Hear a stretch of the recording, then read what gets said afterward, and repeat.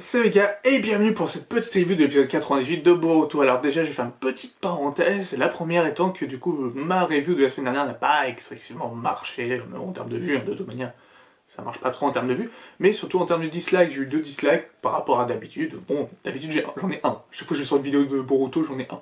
Donc je suppose que c'est la même personne, et du coup bah dis-moi si tu regardes cette vidéo, au moins si tu regardes les vidéos que tu dislikes pas juste comme ça, pourquoi tu mets un dislike, si ça peut m'aider à m'améliorer, je suis preneur, hein, voilà, tout simplement. Et la deuxième, c'est que du coup, le poteau d'Arcos a sorti une vidéo, mais excellente, que je vais mettre en description, même si, voilà, comme je l'ai dit, je n'ai pas vraiment de communauté, ça va pas lui apporter des vues, mais quand même, du coup, je tiens à préciser que j'ai un gros coup de corps sur cette vidéo, sur la vidéo de Sarada, l'ultime Kage, sur une vidéo donc théorie, où il mêle, du coup, l'histoire du Japon, du coup, 3 aires importantes du Japon, en parallèle avec l'univers de Naruto, Naruto Shippuden et Boruto. Et c'est juste énorme, 20 minutes qui sont vraiment fascinantes, et on est vraiment happé par le truc, parce que du coup, je connaissais pas du tout tous ces 3 airs-là, etc. Il explique bien le cheminement, comment ça se passe, et le parallèle avec Boruto, et même voir le devenir du coup de Boruto, et de Naruto bien évidemment. Et voilà, du coup c'est juste génial, mais n'hésitez pas à regarder, c'est magnifique. Donc voilà, du coup je vais passer du coup à la review. Donc du coup l'épisode était vraiment beau, cool et sympa, même si c'est le prémisse d'un nouvel arc, on sent quand même le petit côté Naruto, même petit côté Naruto Shippuden, un peu plus sérieux, un peu plus dur même je dirais.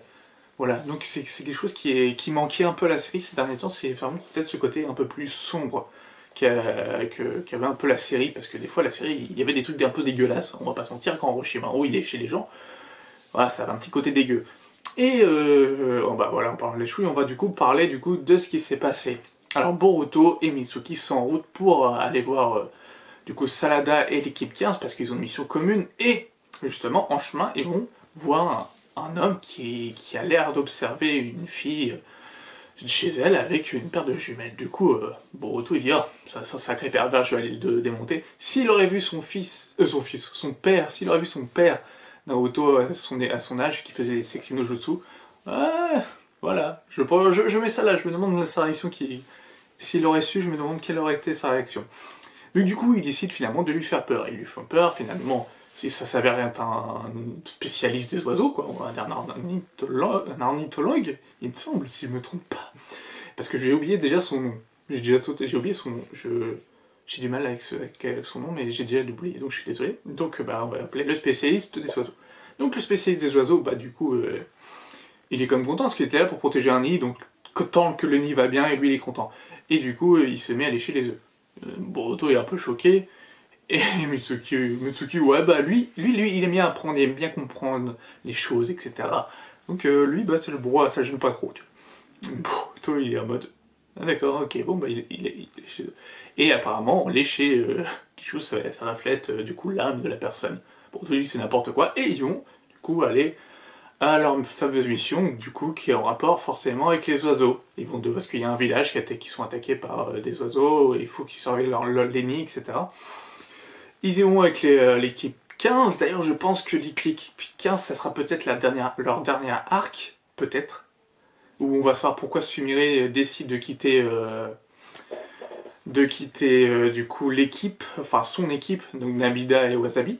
Même si du coup je pense avoir ma propre avis dessus, donc on va avancer un peu dans la review, et puis j'expliquerai dessus au temps voulu, excusez-moi. Du coup voilà, du coup ils y vont, et en chemin ils se font du coup attaquer par des oiseaux. Et bah du coup là ils se défendent. Il y a un mec aussi, il y a un mec qui était là pour, je sais plus, pour cueillir, ou je sais pas, il y avait un mec random qui était là, qui se faisait attaquer, il y avait un peu de sang, c'est cool toujours, parce que on voit toujours l'enjeu et la gravité des choses, même dans le dessin on voit que et là il y a de l'enjeu, là il y a la gravité, on sent la gravité. Même si on la sent un peu moins quand Jugo il arrive, il faut les défoncer, donc voilà, il se fait un peu rétamer, donc je suis un peu déçu de Jugo. D'ailleurs Jugo il a changé d'apparence il me semble, parce que il me semble qu'avec sa marque maudite il était pas comme ça du tout. Et finalement c'est le nuée qui le bat, qui l'éjecte dans la rivière. Et du coup après, ils vont au village. Et c'est là que du coup, pour moi, Sumire va se dire que le nuée, c'est quand même quelque chose une menace potentielle qu'elle peut pas trop toujours avoir sur elle, parce qu'il grandit. Le nuée tout petit, il grandit, même s'il est beau, on dirait vraiment carrément limite un Digimon.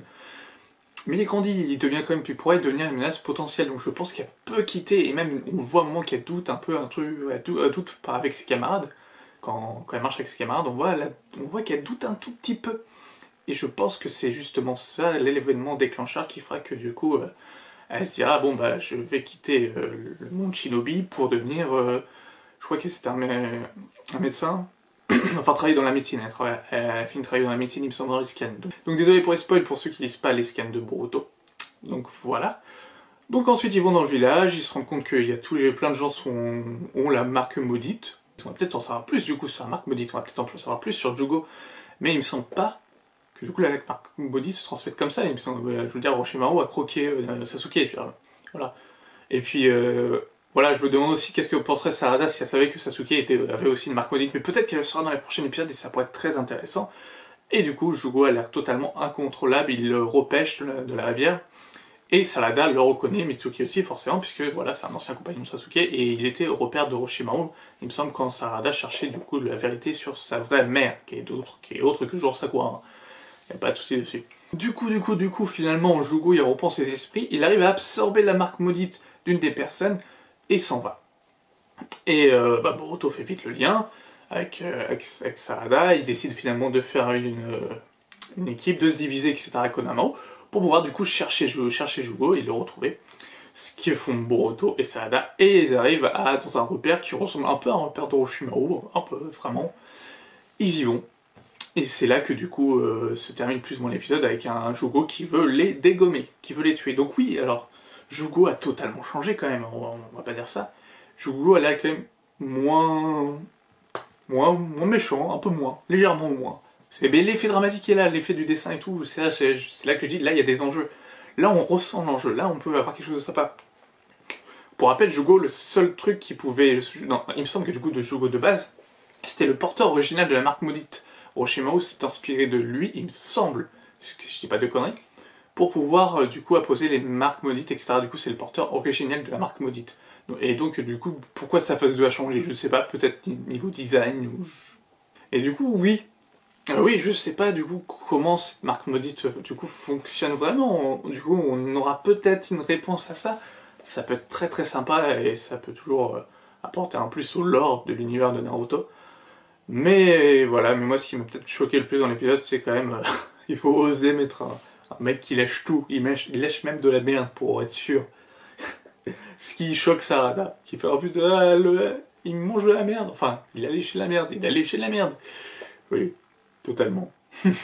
Donc voilà, mais voilà, c'était un épisode très sympa. Bon, j'ai bien aimé, donc j'ai hâte de voir la suite, de l'arc, j'ai hâte de voir le cheminement de comment ça va se passer, et donc voilà, donc comme d'hab, n'hésitez pas à liker la vidéo si ça vous a plu, ou à disliker si ça vous a plu, et à me dire peut-être pourquoi, pour que je puisse peut-être m'améliorer.